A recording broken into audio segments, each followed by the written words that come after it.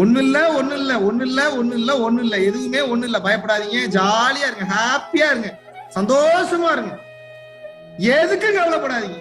புருஷன் திட்டுறாரா கவலைப்படாதீங்க, பொண்டாட்டி திட்டுறாங்களா கவலைப்படாதீங்க, ஒரு 100 கோடி லாஸா கவலைப்படாங்க. எல்லாமே கேம் தாங்க. கனவுல வரக்கூடிய விஷுவல்ஸ் ஏங்க பயந்துகிட்டு இருக்கீங்க? இதுவே கனவுன்னு சொல்லிட்டேன், ஏன் பயப்படுறீங்க?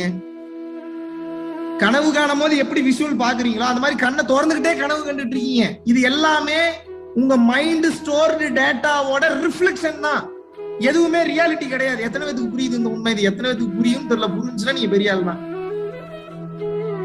உங்க மைண்ட்ல என்ன டேட்டா ஸ்டோர் ஆயிருக்கோ அந்த மைண்ட் டேட்டாவோட ரிஃப்ளெக்ஷன் இஸ் கால்ட் விஷுவல்ஸ்.